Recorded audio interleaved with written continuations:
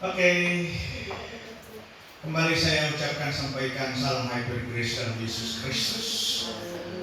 Kita memang bersyukur karena kita menikmati Hyper Grace-nya dari Yesus Kristus. Ya, itu bahasa dari Sang Rasul yang menulis paling banyak perjanjian baru, ya, kitab dalam perjanjian baru. Kurang lebih ada 13 kitab perjanjian baru ditulis oleh Rasul Paulus. Ya, dia adalah seorang penganiaya jemaat Yesus pada masanya itu. Ya, dia ditugaskan oleh Sanhedrin untuk menganiaya jemaat Tuhan Yesus. Ya. Dia mendapat legalitas hukum dari pemerintah Romawi untuk mengeksekusi jemaat Tuhan Yesus. Lalu dalam perjalanan ke Damsyik, ya, dia dipaksa turun atau ditarik turun dari tunggangannya, dan cahaya kemuliaan Yesus Kristus menyinari Saulus, dan dia bertobat, lalu dia menjadi pemberita kebenaran Yesus Kristus. Ya. Dan dia menyebut ada 3 grace, hyper grace. Ya. Tolong diingat baik-baik supaya ketika Anda ditanya, Anda bisa memberikan alasan yang logis. Ya. Jadi dia mengatakan haris hiperberisho, ya, itu ada di 1 Korintus 15, ya, kalau saya tidak salah ingat, atau Roma 5, ya, Roma 5 ayat 20, ya. Itu hiperberisho. Kemudian ada hiperpleonaso atau haris hiperpleonaso, dan terakhir haris hiperbau. Bisa diingat, ya? Haris hiperberisho, haris hiperpleonaso, haris hiperbau, yang dalam bahasa Inggris hyper grace. Lalu ada banyak orang memanfaatkan, menunggangi kata hyper grace ini sebagai kesempatan untuk berkubang dalam dosa. Makanya saya berulang-ulang kali, hyper grace bukanlah sin D. Ya, ingat itu baik-baik. Hyper grace bukanlah sin D. Bukanlah surat izin melakukan dosa. Guys, Anda bisa baca Roma pasal 6 ayat 1 dan 2. Ya. Nah, kali ini kita akan belajar kebenaran tentang Kristen. Apa topiknya? Percayaan kepada Kristen Yesus. Ini topik kita hari ini.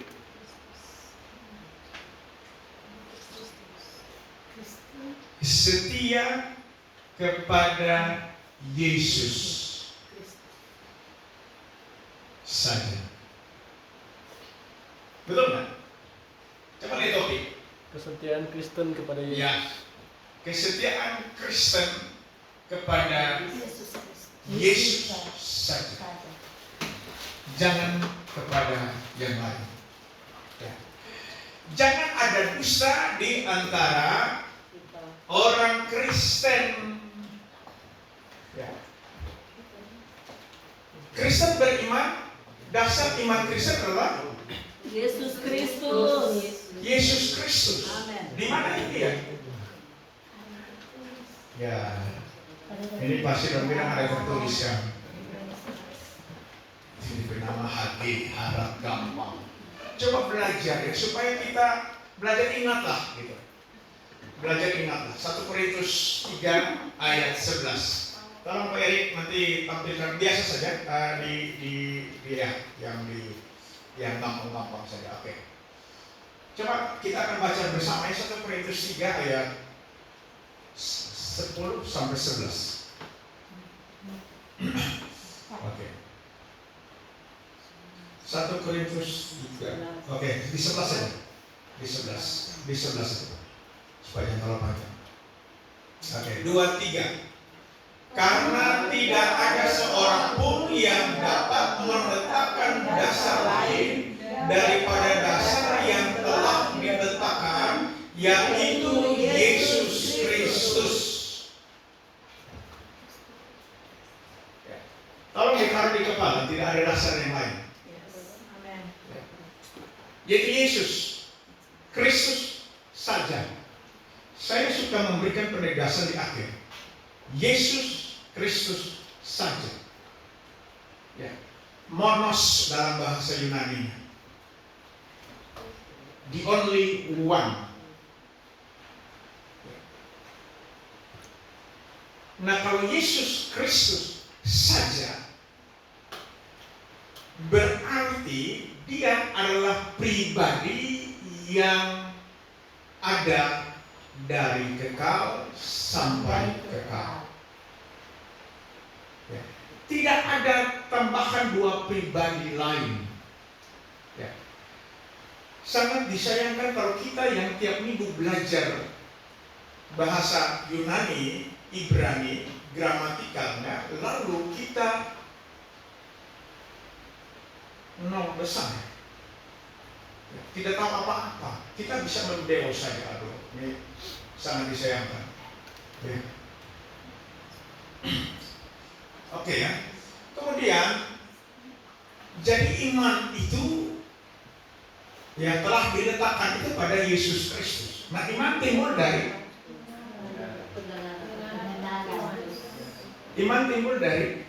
Mendengarkan firman Kristus. Ya, itu lengkapnya. Ada di mana itu? Coba belajar ingat. Roma 10 ayat 17. Oke. Silakan. Roma 10 ayat 17. Oke, mari kita baca bersama-sama 2, 3. Jadi iman timbul dari pendengaran dan pendengaran oleh firman Kristus. Amin. Amin. Jangan bergeser dari ini. Iman Kristen timbul dari pendengaran oleh firman Kristus, bukan firman Bapa, Putra, dan Roh Kudus. Itu kita harus garis bawahi. Ya. Oke, lalu dalam dunia heboh, debat-debat kusir ala Trinitas, mereka mengatakan bahwa Bapa itulah Yahweh. Benar ya? Benar ya? Bapa itulah Allah dan Allah itu Yahweh. Benar ya? Jangan bimbang ya. Ini orang ini profesor di sini semua. Jadi adalah salah kalau kita bilang Bapa itu Yahweh, Bapa itu Allah. Itu susunan terbalik yang menyesatkan. Ya. Janganlah ikut cara iblis. Iblis itu menyusun terbalik. Lalu Hawa dibodohi pertama. Kenapa? Hawa baper. Ya.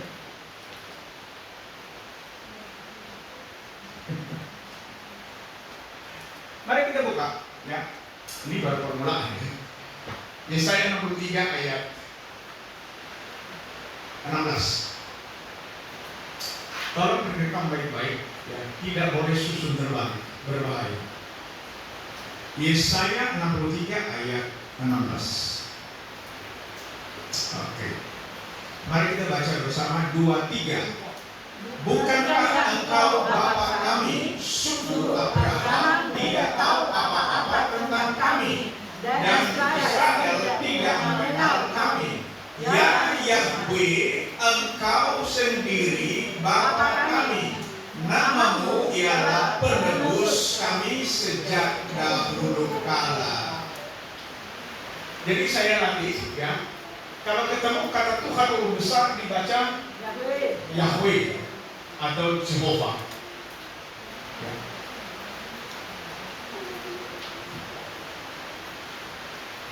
Jadi engkau ini Tuhan ini Yahweh, engkau sendiri Bapa kami.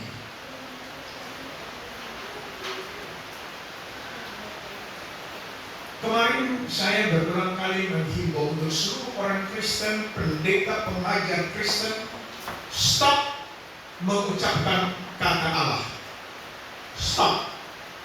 Tidak ada manfaatnya. Ya. Tolong ya disampaikan juga ke teman-teman yang di luar sana. Ya, karena kita belajar. Karena kata Allah itu tidak ada artinya.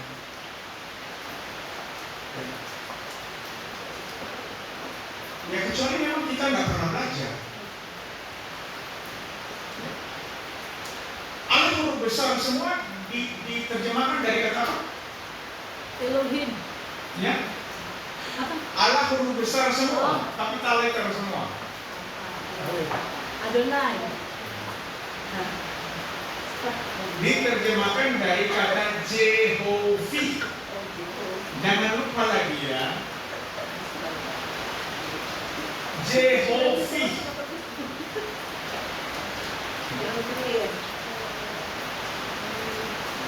Kalau Tuhan huruf besar semua, dari kata Jehovah. Allah huruf besar awal diterjemahkan dari bahasa Ibrani apa? Ada 4 itu. Dari Elohim, dari Eloah, Elohim bentuk jamak, Eloah bentuk singular tunggal, kemudian ada El, ada Elah. Ya. Itu bentuknya singular semua. Kemudian kalau Anda mengucapkan Allah, itu huruf kecil semua, Allah huruf kecil. Itu terjemahan dari kalau Allah huruf kecil, dengar dulu. Allah huruf kecil semua diterjemahkan dari kenapa? Dari mana? Diterjemahkan dari Allah huruf kecil semua. Elohim. Elohim.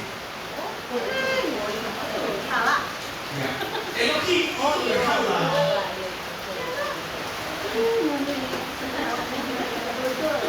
Ya, ilah. Allah. Berhala.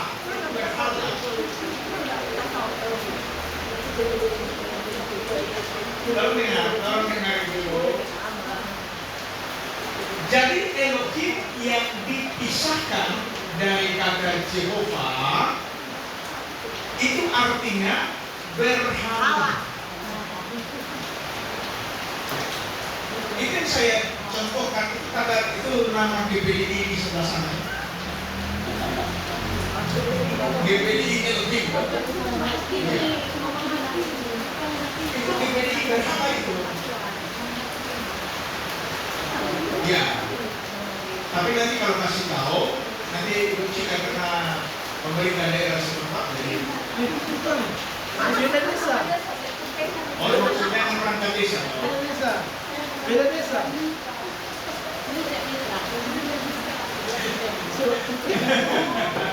Bukan wilayah kekuasaan kita. Jadi karena kita latah teks. Silakan periksa Alkitab saja ya. Jadi kalau kita ngomong itu jadi tabu Allah yang mana. Ya. Jadi saya himbau untuk kita semua yang sedang belajar, stoplah menggunakan atau mengucapkan kata Allah. Tidak ada gunanya. Ya, moga-moga bisa diterima. Oke, kita ke Wahyu pasal 1. Silakan buka. Ya, kita akan baca bergantian di sini. Kita mulai ya. Wahyu pasal 1 ayat 4 sampai ayat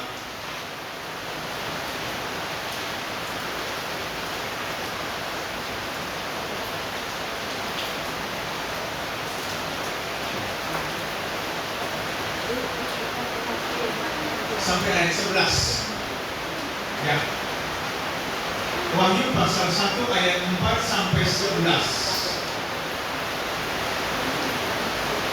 Oke, dimulai dari bendera tertinggi. Wahyu pasal 1, tolong konsentrasi supaya kita bisa ikuti. Ya. Wahyu pasal 1 ayat 4, oke. Tapi Yohanes di mana ada di Sofia akan karunia dan kami serahkan mereka dari dia yang ada dan yang sudah ada dan yang akan datang dari Biro yang ada di hadapan Bapa. Oke, berikut. Silakan. Ayat 5 dan ayat Tolong perhatikan ini ya. Ya. Silakan.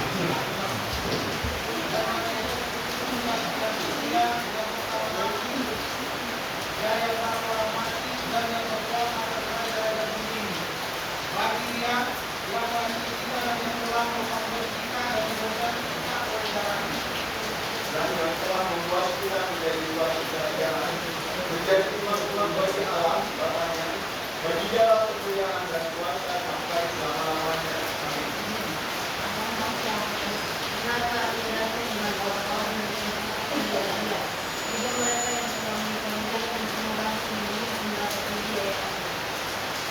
Lanjut.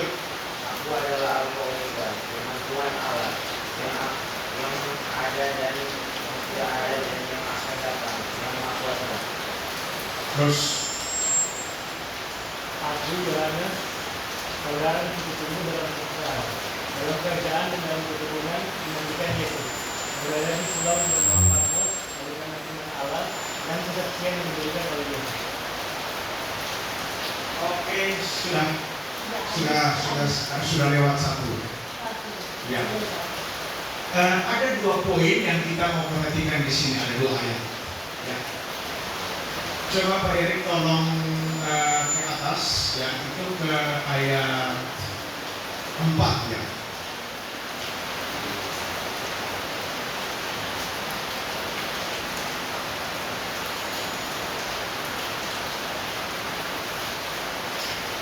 Perhatikan ini penglihatan dari Rasul Yohanes di Pulau Patmos tentang siapa?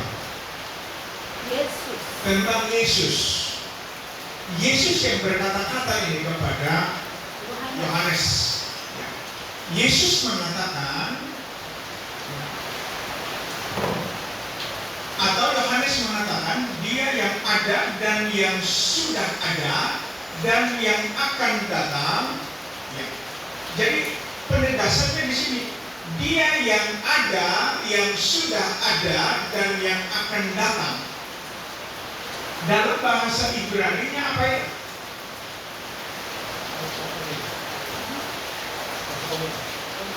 Ini ada di sini ditulis. Y Aser Y.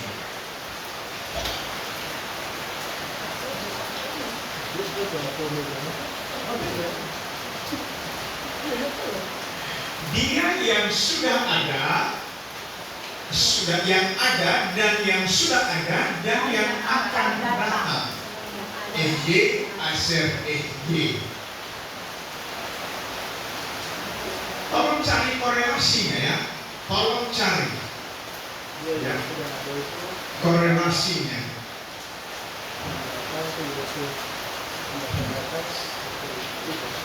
Kemudian di ayat yang ke-8, Pak.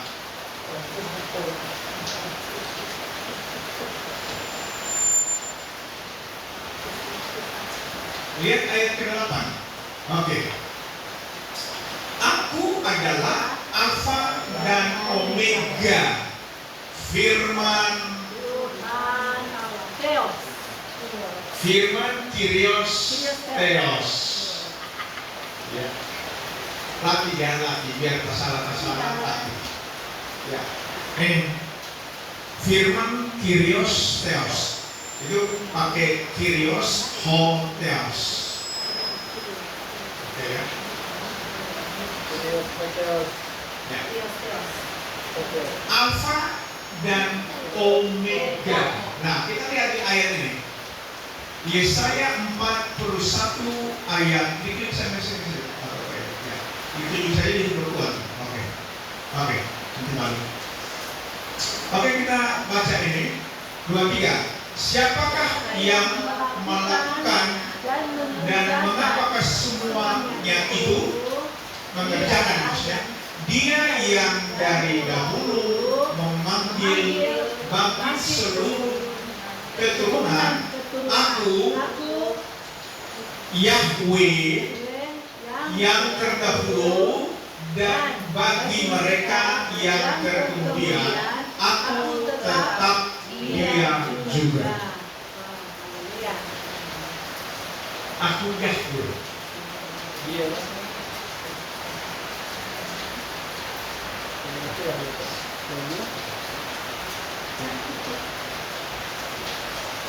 Kita balik lagi.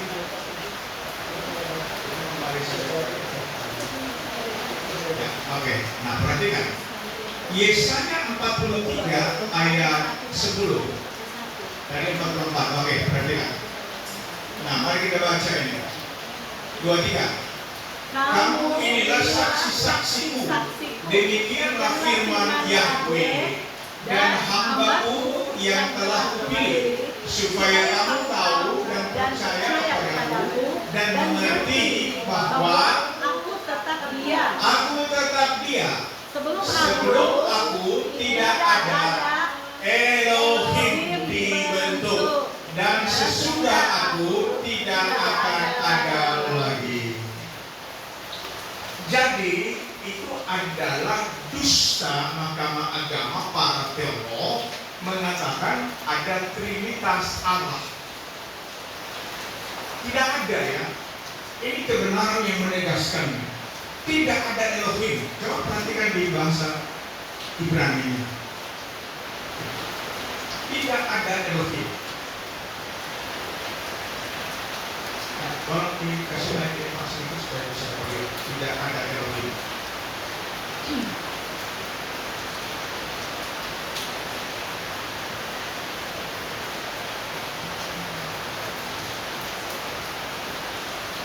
And before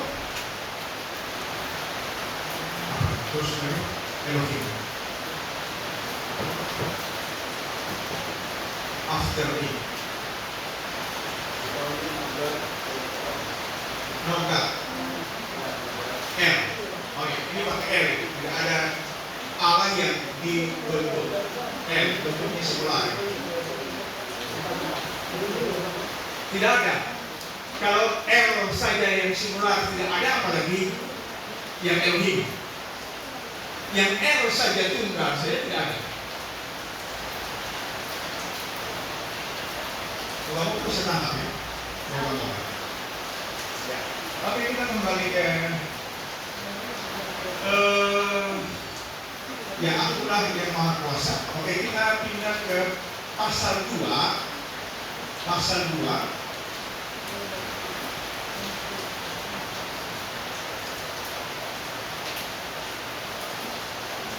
Wahyu pasal 2 maksudnya.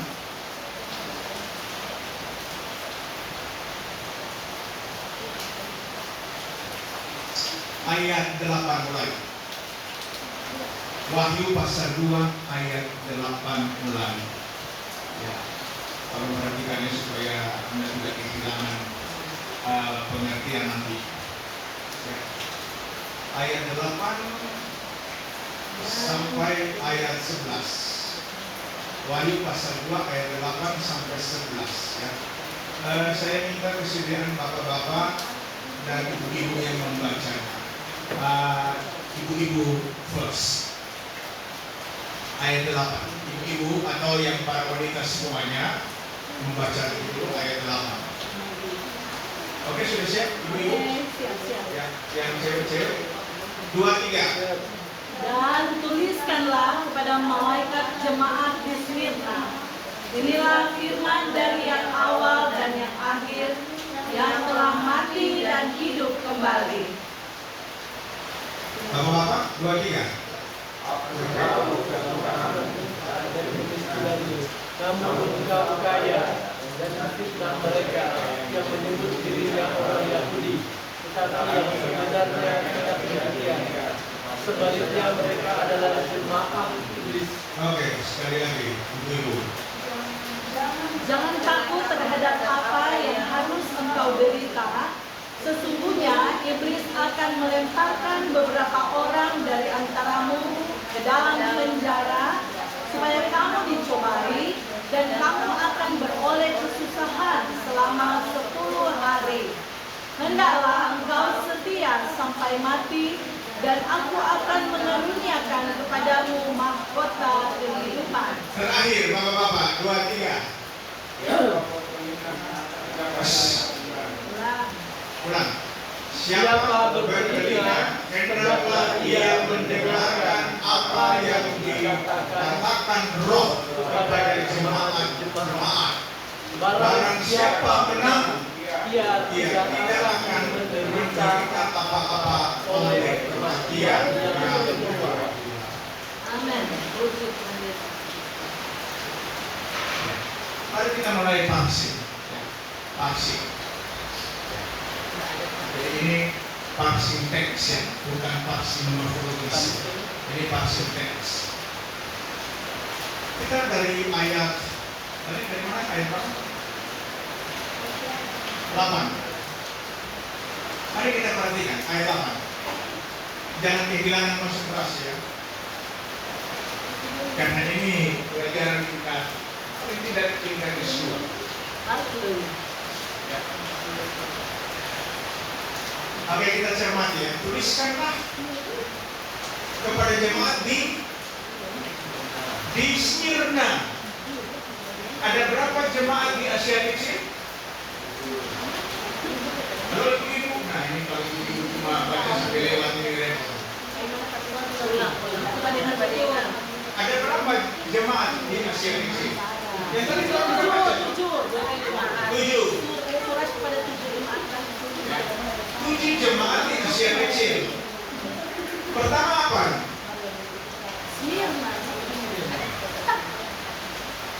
Pertama jemaat apa? Yang tadi ada dibaca tuh. Laodikia. Ini kok ingat Milau ini dia. Korintus. Roma. Bukan itu. Jemaat di Efesus. Efesus yang pertama. Coba buka. 1 ayat 7 toh. Kejadian 1 ayat 7. Apa kejadian? Wahyu pasal 1 ayat 7 ini dia. Oh iya. Coba lihat. Betul nggak? Ini Wahyu 1 ayat berapa? Kan tadi orang baca ya. Betul nggak di sini?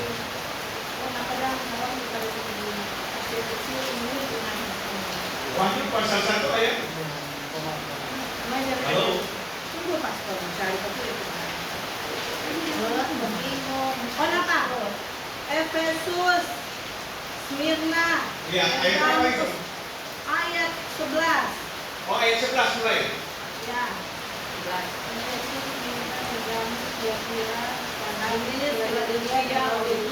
Ya, ayat 11 ya. Ya. Ya. Jadi jemaat yang pertama kan ini jemaat Efesus. Baru Smyrna. Nah ini orang belajar yang Smyrna, jemaat yang kedua. Ya, kita kembali ke Smyrna dulu. Ya, Wahyu pasal 2. ayat. Oke, tolong diperhatikan ya. Tolong diperhatikan. Kita mulai menalar ya. Halo. Jadi yang awal dan yang akhir ini ditujukan kepada Yesus. Referensinya ada di Wahyu apa?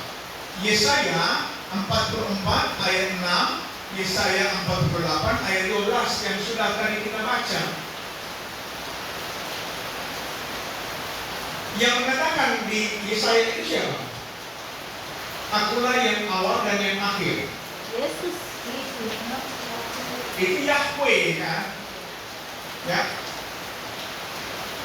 Ini kan Yahweh yang bicara ini.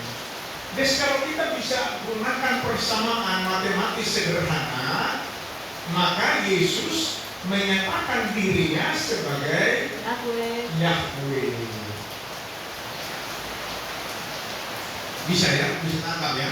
Coba ditunjuk saja sini Pak. Baik, ditunjuk saja, nggak usah diklik, ditunjuk saja. Ya. Ini, begitu firman Yahweh, Raja dan Penebus Israel, Yahweh semesta alam, akulah yang terdahulu dan akulah yang terkemudian.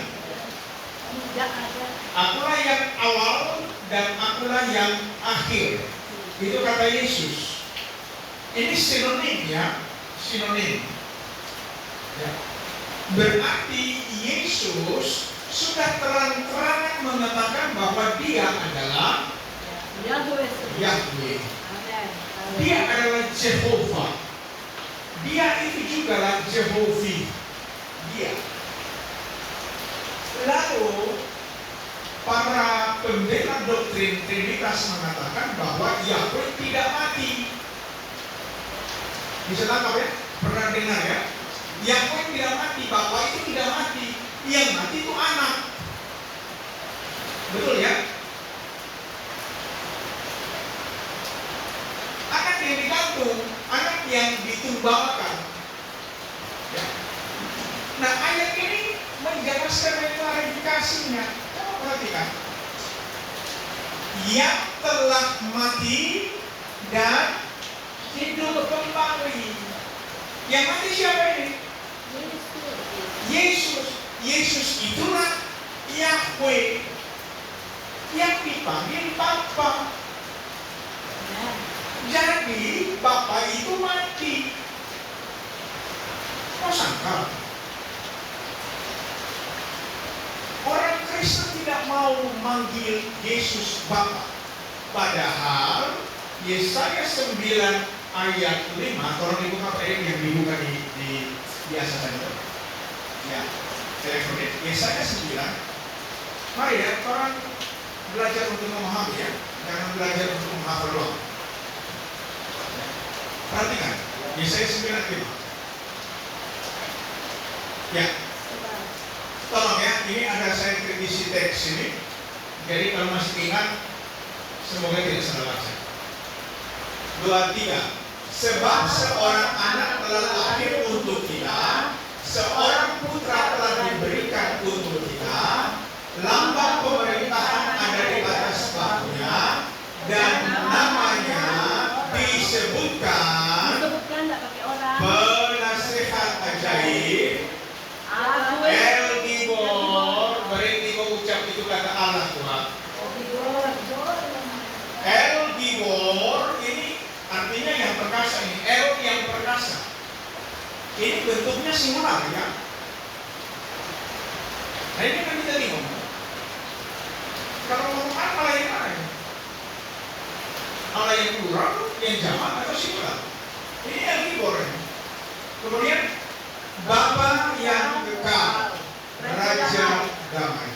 Ini ada penyebutan Bapa yang kekal. Ditujukan kepada ini anak telah lahir, putra diberikan untuk kita. Disebut Bapa yang kekal. Kita bisa apa? Mari kita lihat penggenapannya. Lukas pasal 2 ayat 11.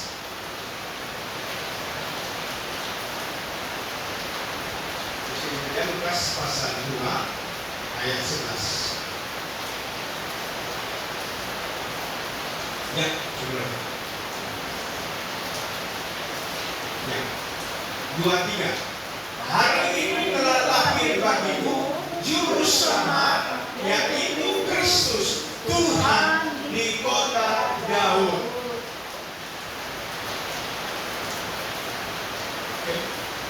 Yesus Tuhan, Kyrios, itu sinonim dengan apa dalam bahasa Ibrani? Adonai. Adonai. Ditujukan kepada Yod He Vav He, itu Adonai. Nah, kita lihat Matius pasal 1 ayat 17. 18 ya. Ya. 18 ya. Oke. Nah, 21 kali.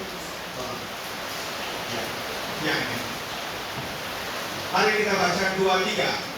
Ia akan melahirkan anak laki-laki dan engkau akan menamakan dia Yesus, karena dialah yang akan menyelamatkan umatnya dari dosa mereka. Umatnya siapa ini yang dimaksud? Orang Israel. Ini penggenapan nubuatan dari Yesaya berapa? 9 ayat 5. Ya. 7 ayat 14. Ya. Yesaya 7 ayat 14. Tolong korelasinya ini supaya Anda bisa ingat-ingat baik-baik. Ya. Oke, kita kembali ke Wahyu pasal 2 ayat berapa? Ya, 8 ya. Jadi yang telah mati dan hidup kembali. Ya. Nah, coba baca ini. Wahyu pasal 1 ayat 17 sampai 18. Mari kita buka. Ya, silakan pilih cek. Oke, ini. Ayat 17. Mari kita baca bersama 2, 3. Ketika aku melihat dia, tersyukurlah aku di depan kakinya, sama seperti orang yang mati. Tetapi ia meletakkan tangan kanannya di atasku, lalu berkata, jangan takut, aku adalah yang awal dan yang akhir. Ayat 18. Dan yang hidup. Dan yang hidup, aku telah mati, namun lihatlah, aku hidup sampai selama-lamanya, dan aku memegang segala kunci maut dan kerajaan maut. Aku telah mati. Jadi yang mati ini siapa? Yahweh. Yahweh yang mati.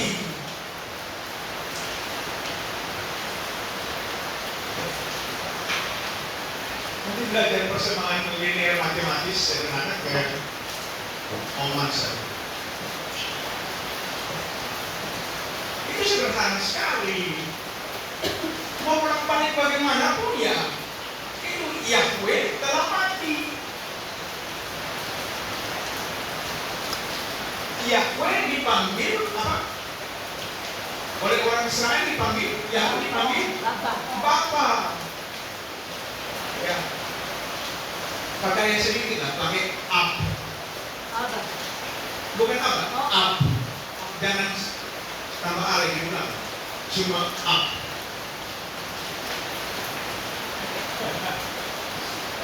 Engkaulah Bapa kami, ya Yahweh, engkau sendirilah Bapa kami. Nah, Yahweh mengatakan, akulah yang awal dan yang akhir. Yesus mengatakan, akulah Alfa dan Omega. Apakah ada dua oknum pribadi yang menyatakan hal ini? Tidak. Oke. Oke, lanjut. Ayat 9. Atau kita ke ayat 10 saja yang menjadi ayat kunci. Ya. Oke. Nah, perhatikan, Alkitab mengatakan janganlah takut. Ya, jangan takut terhadap apa yang harus engkau derita. Banyak orang Kristen hanya mau diberkati. Tapi ini dia bilang, engkau derita, harus engkau derita. Khotbah berkat kebanyakan sampai tumpah keluar khotbah berkat ini sudah overdosis. Sampai orang Kristen tidak mau menderita sama sekali. Ikut Yesus jadi kaya, bukan jadi miskin. Ikut Yesus jadi kepala, bukan jadi jongos. Kan begitu selalu khotbah. Diberkati naik, bukan turun.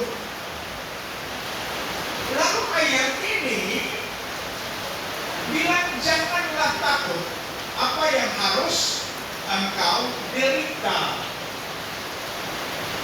Yuk, ayat ini. Sesungguhnya iblis, diabolos, ya, musuh orang semua di sini, ya, akan melemparkan beberapa orang dari antaramu ke dalam penjara. Siapa masuk penjara? Halo? Siapa masuk penjara? Mau diberkati? Oh, ternyata diberkati juga tidak mau, masuk penjara tidak mau.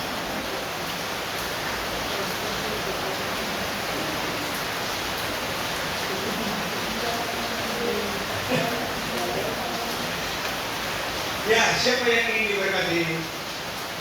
Berkati Tuhan. Ibu-ibu yang ingin diberkati, Itu diberkati. ya kalau sudah diberkati tambah berkat lagi. Sudah mau, kalau ditambah berkat tak mau. Kalau jeren.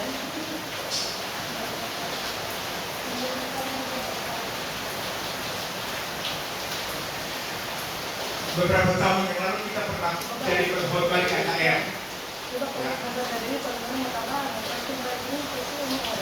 Kita tanya jemaat Tuhan, siapa yang mau diberkati angkat tangan. Full memang angkat tangan. Belum sempat hitung, baru kelar langsung angkat tangan rame-rame. Sekarang siapa yang mau menderita karena Yesus Kristus? Semuanya membisu. Tidak ada. Siapa yang mau menderita untuk Yesus, silakan ke depan. Nanti hamba-hamba Tuhan akan mendoakan. Ya. Yang maju cuma opa dan oma yang hampir mati.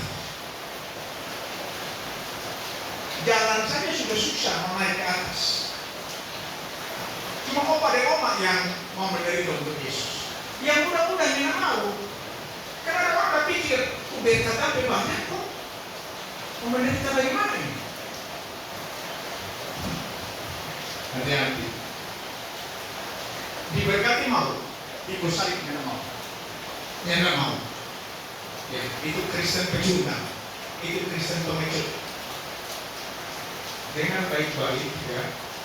Kalau Anda hanya mau diberkati, berkat, dan tidak mau pikul salib, maka Anda menolak Yesus Kristus. Anda membuat Yesus yang lain menurut versi otak.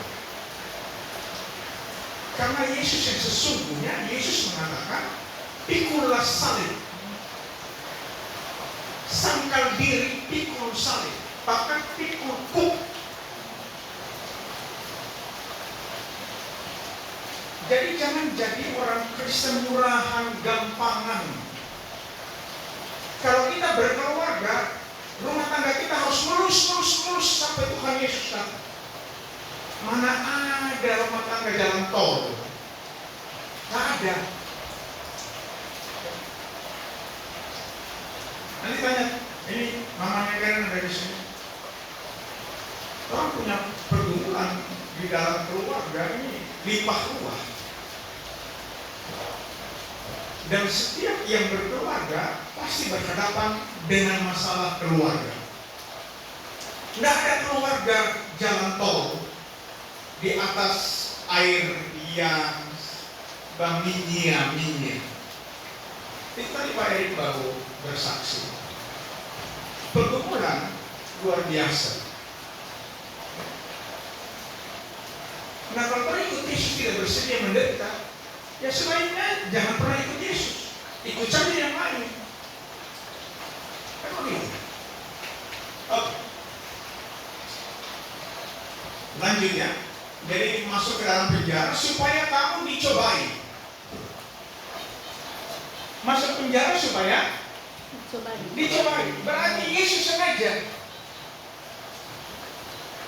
kasih masuk penjara. Bagaimana di penjara? Ya itu supaya kamu dicobai.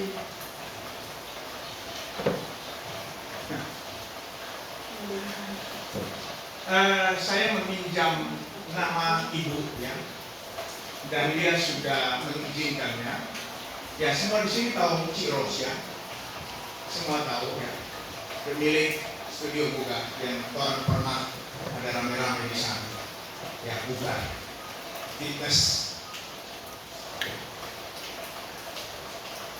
Ketika dia gagal dalam keluarga, Tuhan Yesus memproses dia dengan sangat luar biasa.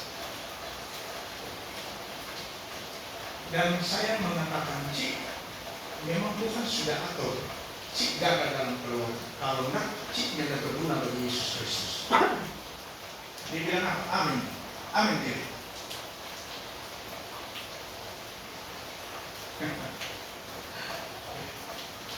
Sekarang dia setia kepada Yesus Kristus. Kita ke room TikTok, dia ada di bawah. Memang dia tidak komentar, tapi dia ada di bawah. Dia ikuti.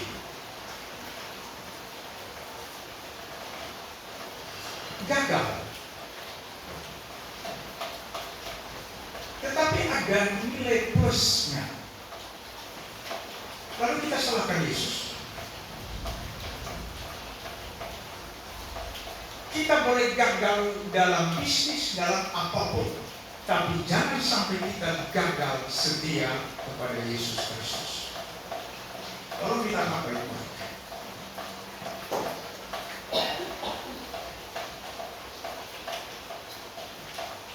Hendaklah engkau setia sampai mati. Ya.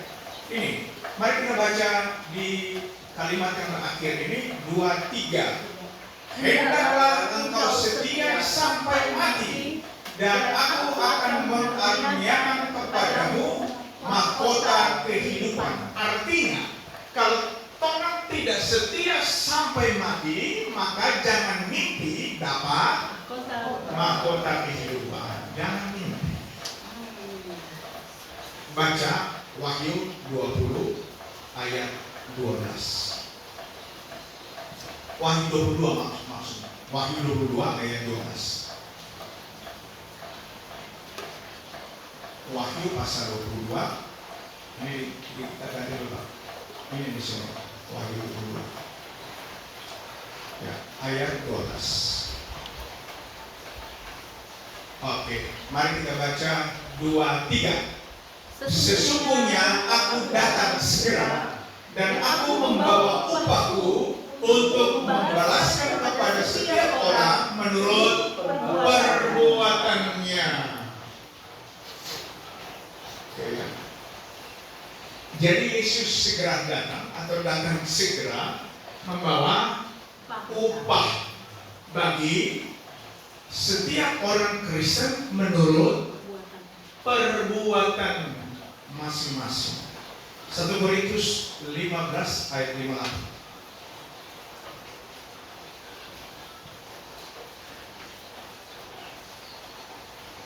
1 Korintus 15 ayat 58. Oke, kita baca ini closing ayatnya 2-3. Karena itu, saudara-saudaraku yang terkasih, berdirilah teguh, jangan goyah, dan biarlah selalu dalam pekerjaan Tuhan, sebab kamu tahu bahwa dalam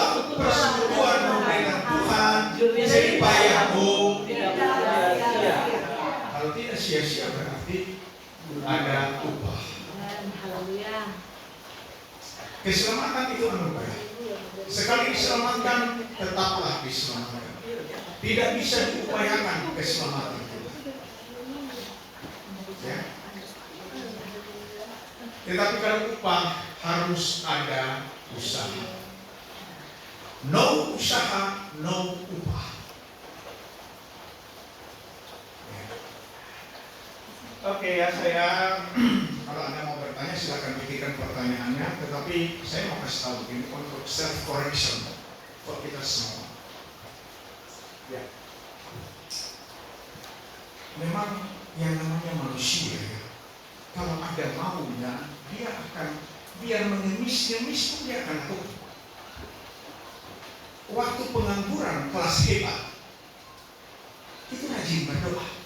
Pengangguran kelas hebat, betul kan?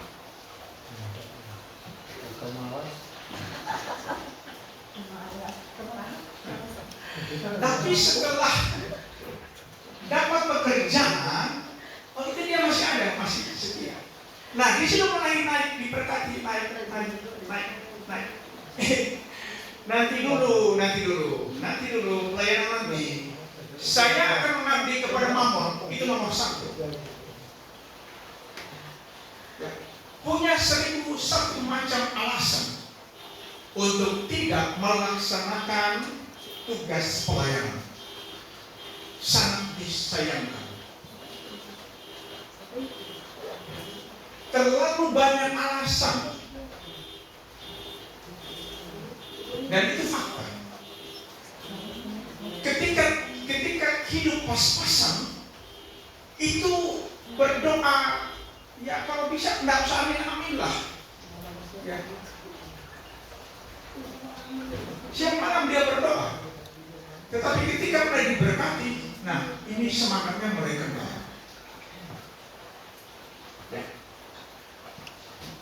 Di mana kesetiaanmu? Di mana? Jangan sampai setia dimodifikasi. Segala tipu ada. Jangan sampai setiap tikungan ada. Itu tidak boleh. Karena Alkitab mengatakan setialah sampai mati. Bukan setialah sampai diberkati.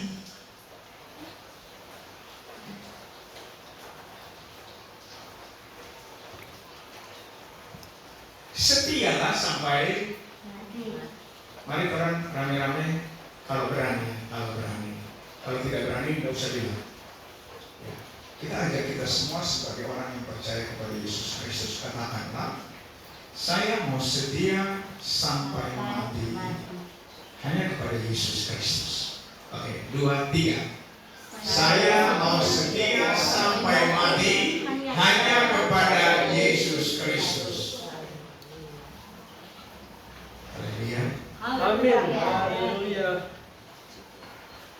Luar biasa. Tuhan Yesus tolong catat yang sudah mengucapkan. Ya, kalau tidak sempat mengucapkannya karena takut, Tuhan berikan dia keberanian. Amin. Dan keraskan hatinya ya Tuhan. Kau so keras. Tumbuh pada Tuhan. Seandainya Tuhan tukang protes, maka dia dikit-dikit protes. Kita sudah berkati Pak Bro, tetapi kayak Pak Bro helimamente di gereja, di ibadahnya enggak.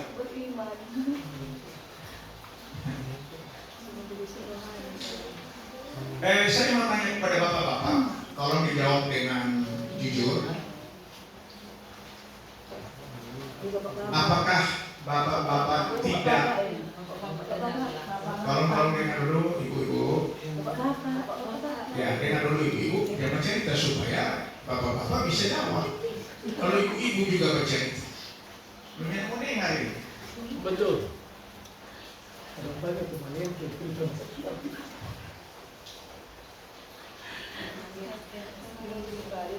Ya bapak-bapak, apakah mengharapkan istrimu setia seumur hidup? Amin. Ya atau tidak? Cuma itu saja. Bapak-bapak mengharapkan istrimu untuk setia seumur hidup? Ya.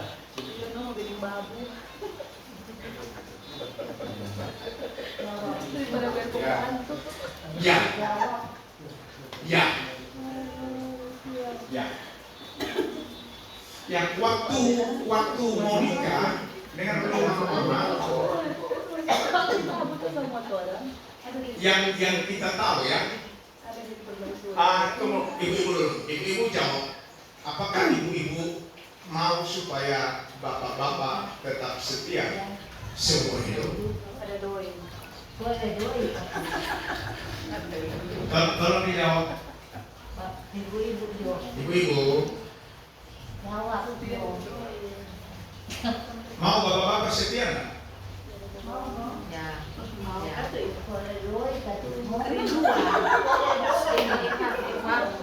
Mau ya, betul ya? Mau ya, betul ya? Nah, sekarang pertanyaan, apakah ibu-ibu mau setia juga kepada bapak-bapak? Supaya seimbang, kan? Kalau kita mau istri setia kepada kita, maka kita pun harus setia kepada istri. Setia bukan berarti sempurna. Tolong dengar baik-baik. Setia bukan sempurna, tetapi untuk capai sempurna harus setia. Tangkap ya? Ini bukan bahasa filosofis, bukan. Ini bahasa yang mudah dimengerti. Kesetiaan kita tidaklah menunjukkan kesempurnaan kita, tetapi untuk mencapai kesempurnaan kita perlu kesetiaan. Kita perlu setia. Makanya Alkitab mengatakan setialah dalam hal-hal yang kecil, kamu akan dipercayakan untuk melakukan hal-hal yang besar. Setia itu sudah menjadi barang langka. Kenapa keluarga Kristen cerai? Karena tidak setia. Itu saja bahasanya.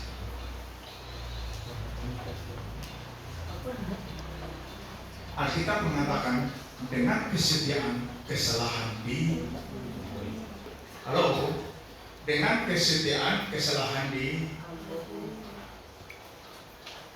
berat sekali kan kalau susah jadi bahasa ini kan. Dengan kesetiaan kesalahan di ampuni.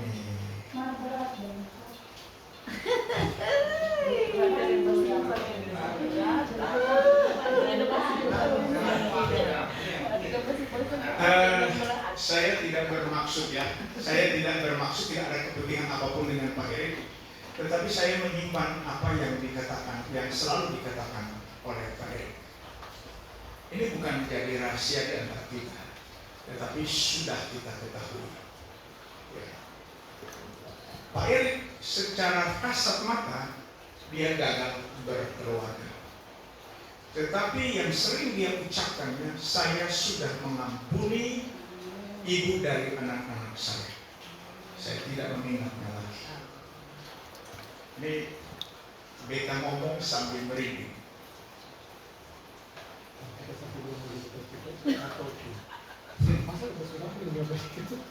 Ini proses yang tidak mudah dan tidak terjadi dalam satu malam. Tidak. Pak Erik tadi bersaksi, dia sudah melewati proses. Tuhan Yesus mau kehendaki Pak Erik ada di roomnya orang, di dalam komunitasnya orang, supaya kalau mau perjuangan di dalam rumah tangga, ini ada bukti. Pergumulan keluarga yang begitu hebat, ini ada bukti. Ini bukan omdo, bukan NATO.